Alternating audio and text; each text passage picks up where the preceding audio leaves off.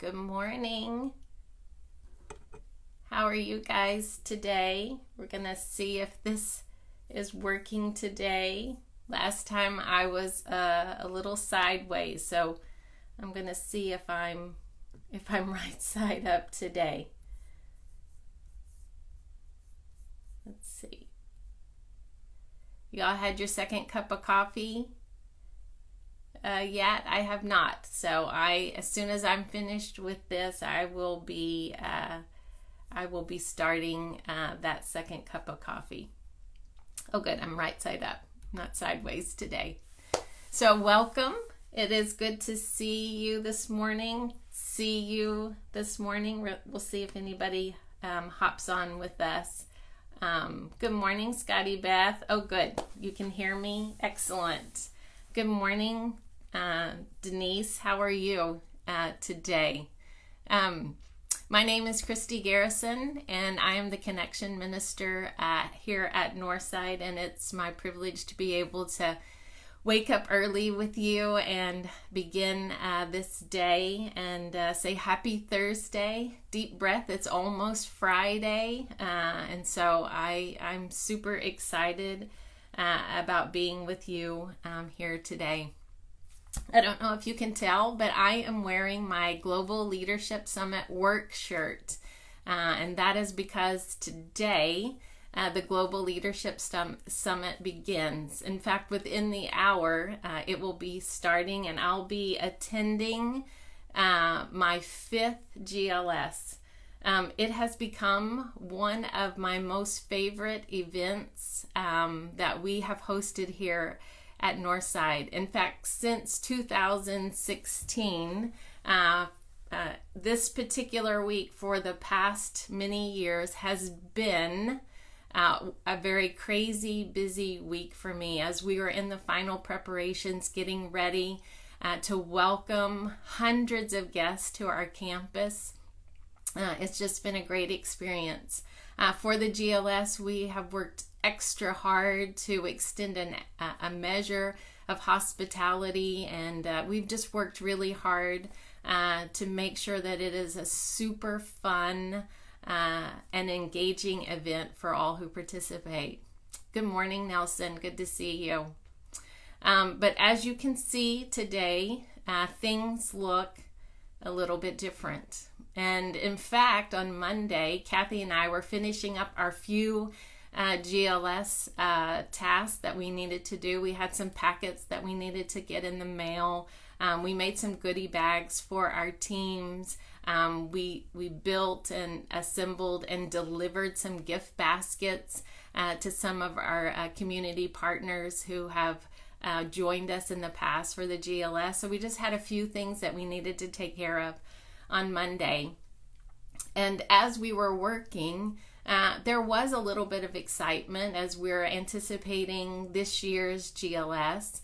But I have to say that as the day progressed, there was some sadness in my heart. Sadness that this year's GLS looks completely different. Rather than me being on campus welcoming and serving all of the people that come to our campus, I'm going to be welcoming and engaging with our guests online. And as I sorted through my feelings on Monday, I realized that my sadness is stemming from grief. I think a lot of times we kind of think about grief mainly associated when we lose a loved one. And that's certainly true. But we can experience grief and all the feelings that are associated with grief in a lot of different ways and for a lot of different reasons. We can experience loss and grief associated with the ending of a marriage. We can lose a job and feel a sense of loss and grieve that. Really just think about your life right now, and we could all pick probably multiple things that in this pandemic we have lost, and so that creates feelings and we grieve. A lot of the feelings associated with grief, those emotions can be things like denial, anger, which is probably something we've seen a lot these days. There can be depression. We can bargain. And then that final piece is acceptance. But what I find most frustrating about grief, this is just me personally, is that grief is not a nice, clean process that we can move from one emotion to the other. In fact, the truth is in grief, we can experience all the emotions. We can experience them a number of times and in no particular order. So why do I mention that today? I think it's because, one, we need to be reminded that there is a lot of grief happening. There are a lot of feelings associated with grief. And if you're not grieving something, you know someone who is. I think, too, that we often don't know what to do with these feelings. It's like we ignore them, we stuff them, we don't even know how to identify them, and they begin to affect us, and they begin to affect others around us. So what do we do? And I think the first thing that we do is we remind ourselves that our emotions and our feelings in and of themselves are not bad. In fact, if we think about it, they are truly a gift from God. He has wired us. He has built us in such a way that we get to experience all kinds of emotions and feelings. He wanted us to know love. He wanted us to know joy. And grief is associated with love and sadness for something we've lost. He also wanted us to know what righteous anger might look like. So these things come from God. But here is the hard truth about our emotions and our feelings. While our emotions can be a gauge into how we are, how we're dealing with life, our emotions were never meant to be the guide of our lives. They were never meant to lead us into how we live. We can't let our emotions dictate our behaviors. We can't let them dictate how our attitudes are or how we respond to people, especially when those behaviors and those attitudes are contrary to how God has called us to live. He's called us to live in love. And as Christians, we need to model that even in our tough feelings of grief and sorrow.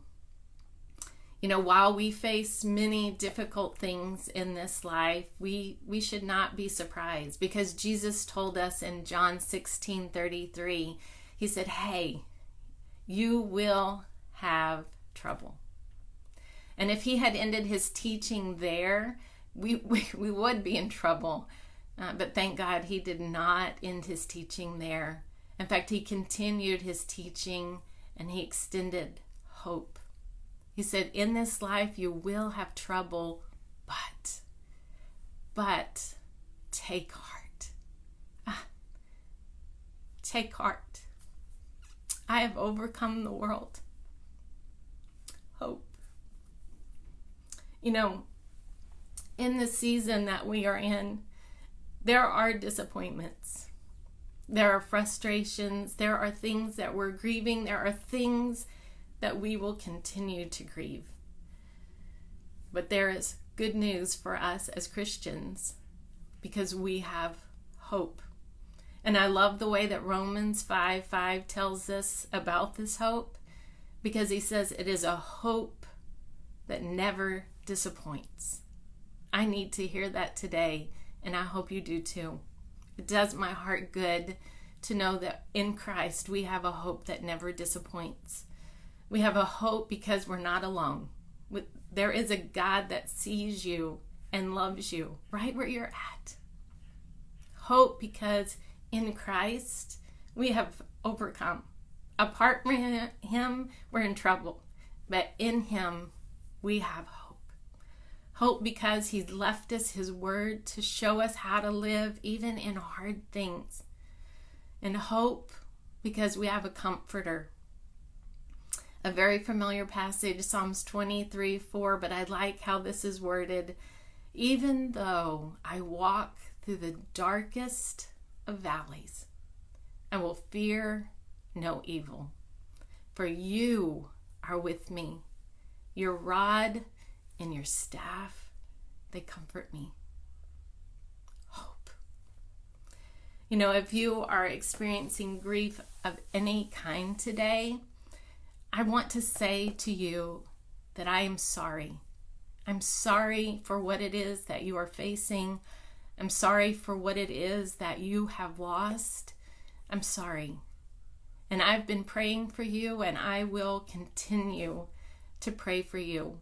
So if there is anything that you would like specifically, you can post that in the comment today and we'll be praying.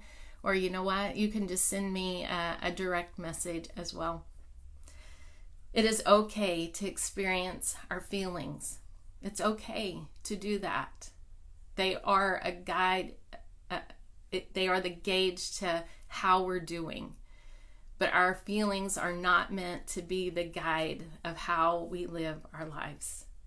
As people of influence with those in our lives and in our communities, we are called to cling to the hope that we have in Christ. And that makes a difference in how we move forward and how we face those things that are discouraging and frustrating and things that we grieve.